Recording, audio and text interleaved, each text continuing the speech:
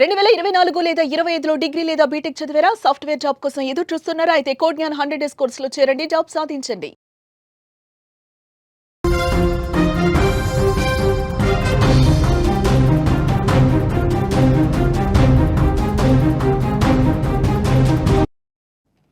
పాకిస్తాన్ మీద చర్యలపై పాకిస్తాన్ ఏదైతే మైదానంలో చేస్తుందో దాని మీద బీసీసీఐ సీరియస్ అయింది.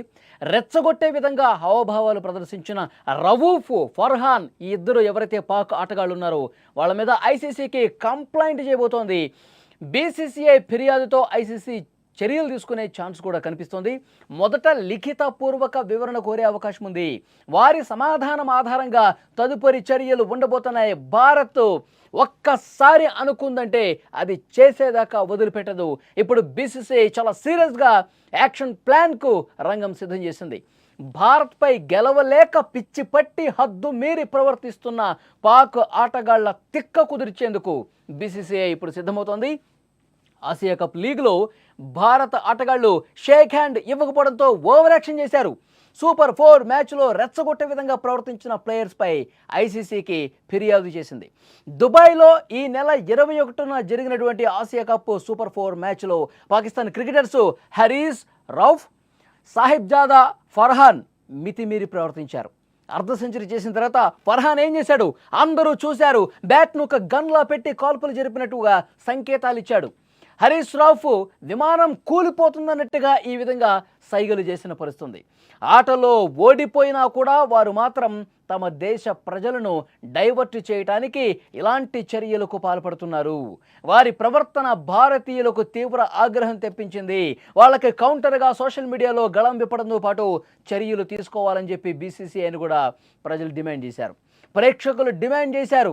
ఎవరైతే పాకిస్తాన్ ఆటగాళ్లు ఇష్టారీతిన ప్రవర్తించారు, మన మనోభావాలు దెబ్బతీసే విధంగా ప్రయత్నం చేశారు, మన ఆటగాళ్ళను డైవర్ట్ చేసే విధంగా ప్రయత్నం చేశారు, మానసికంగా మనల్ని ఇబ్బంది పెట్టడానికి ప్రయత్నం చేశారు, ఆటల్లో గెలవలేని వాడు ఇదే విధంగా కుట్రలు పన్నుతాడు అనడానికి నిదర్శనం కనిపిస్తోంది.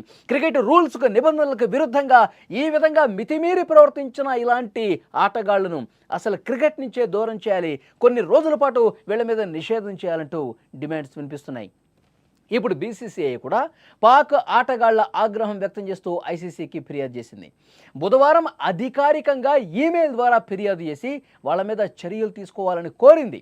బీసీసీఐ ఫిర్యాదు మేరకు ఆ ఇద్దరిని మొదట లిఖితపూర్వక వివరణ కోరే అవకాశం ఉంది. దాని ఆధారంగా వాళ్ళు చెప్పే సమాధానం ఆధారంగా తదుపరి చర్యలు తీసుకోబోతోంది.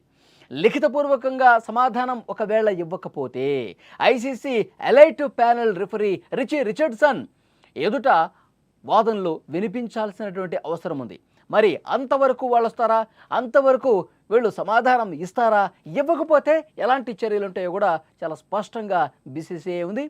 వాళ్ళ మీద ఎట్టి పరిస్థితుల్లో చర్యలకు పూనుకునే అవకాశం కనిపిస్తుంది. ఆ రకమైనటువంటి డిమాండ్ వినిపించే అవకాశం ఉంది.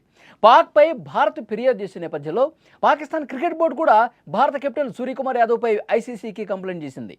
ఈ నెల 14న జరిగిన మ్యాచ్ అనంతరం పెహల్గాం ఉగ్రదాడి బాధితులకు సంఘీభావం తెలుపుతూ ఆపరేషన్ సింధూర్లో పాల్గొన్న భారత సైన్యానికి తన జట్టు విజయాన్ని అంకితం ఇస్తున్నట్లు సూర్యకుమార్ చేసినటువంటి వ్యాఖ్యలు రాజకీయ ప్రేరేపితమైనవి అని పీసీబీ ఆరోపిస్తూ సూర్యకుమార్ యాదవ్ మీద కంప్లైంట్ చేసినటువంటి పరిస్థితి. ఈ వివాదానికి ఆజ్యం పోస్తూ ఆసియా క్రికెట్ కౌన్సిల్ చైర్మన్ అలాగే PCB chief Mohsin Naqvi social మీడియాలో చేసిన ఒక పోస్టు మరింత దుమారం రేపిందని చెప్పాలి.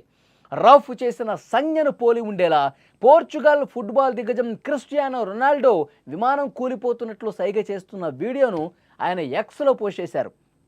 పాకిస్తాన్ అంతర్గత వ్యవహారాల మంత్రిగా ఉన్నా కూడా నఖ్వీ ఇలాంటి పోస్ట్ చేయటం తీవ్రంగా చర్చనీయాంశమైనటువంటి పరిస్థితి ఉంది. వాళ్ళు విమానం కూలిపోతుందని చెప్పి సంజ్ఞలు చేయటమే కాదు, 6-0 సంజ్ఞ కూడా చేశారు.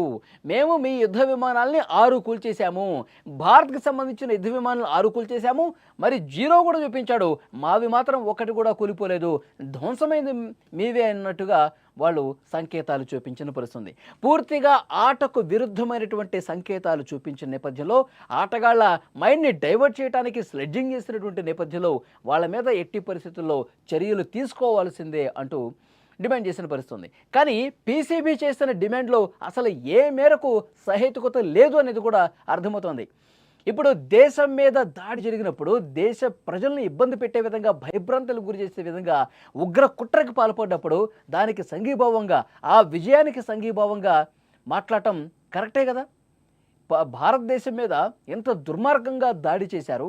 పాకిస్తాన్ ఉగ్రవాదాన్ని పెంచి పోషించి దేశం మీదకి వదిలి 26 మందిని పొట్టన పెట్టుకుని పెహల్గాం లాంటి ఒక దారుణమైనటువంటి దాడికి పాల్పడ్డారు కదా. మతం పేరుతో దాడులు చేశారు కదా. మరి అలాంటి దాడులను ఖండించాలి. ఒక విజయం సాధిస్తే ఆ విజయం ఆ దాడి తాలూకుని ప్రస్తావిస్తూ ఈ విజయాన్ని అంకితం చేయటం అనేది సబబే కదా.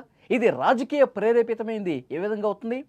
మన ఆటగాళ్ళు ఎవరూ కూడా ఆడే సమయంలో మైదానంలో రెచ్చగొట్టే విధంగా ప్రవర్తన చేయాల. ఇలాంటి దుర్మార్గంగా పైశాచికంగా సైకోగా ఇలాంటి సంకేతాలు కూడా పంపించాల. ఆట మీద దృష్టి కేంద్రీకరించాం. గెలవాలి, మన దేశం గెలవాలి, మన టీం గెలవాలన్న ఒక స్పోర్టివ్ స్పిరిట్తో బలంగా ఆడి మనం గెలిచాం. కానీ వాళ్ళు ఏం చేశారు? గెలవలేమని చెప్పి తెలుసు కాబట్టి మనం భారత్తో ఎప్పుడూ కూడా గెలవలేము అని వాళ్ళకి అర్థమైంది కాబట్టి ఇలాంటి పిచ్చి చేష్టలకు, ఇలాంటి వికృత చేష్టలకు, ఇలాంటి దుర్మార్గమైనటువంటి మనస్తత్వంతో వాళ్ళు సంకేతాలు చూపించారు. కాబట్టి వీళ్ళని ఇలాగే వదిలేస్తే, వీళ్ళని అచ్చోసిన అంబోతుల్లాగా మైదానంలో వీళ్ళు ఏది చేసినా అలా గాలికి వదిలేస్తే వీళ్ళు పెచ్చుమీరిపోతారు. ఇంకా ఇది ఎక్కువైపోతుంది. ఇంకా 10 మందిని ఇదే విధంగా ఏ దేశంతో క్రికెట్ ఆడినా వాళ్ళని తిట్టడమే పనిగా పెట్టుకుంటారు. ఇలాంటి సంకేతాలు పంపిస్తూ ఉంటారు. ఆటని కలుషితం చేస్తారు. దీన్ని గుర్తుపెట్టుకోవాలి. ఆటని కలుషితం చేసే మనస్తత్వం పాకిస్తాన్ క్రికెటర్స్ది. కాబట్టి డెఫినెట్గా వాళ్ళ మీద చర్యలు తీసుకోవడమే కరెక్ట్, తీసుకోవాల్సిందే అంటూ బీసీసీఐ ఇప్పుడు ఐసీసీకి కంప్లైంట్ చేసింది. సమాధానం రాకపోతే మరి దానికి ఇంకా చాలా సీరియస్గా యాక్షన్ తీసుకునే విధంగా బీసీసీఐ కూడా రంగం సిద్ధం చేసినట్టుగా తెలుస్తోంది. సో చూద్దాం నెక్స్ట్ పరిణామాలు ఏ విధంగా ఉంటాయన్నది.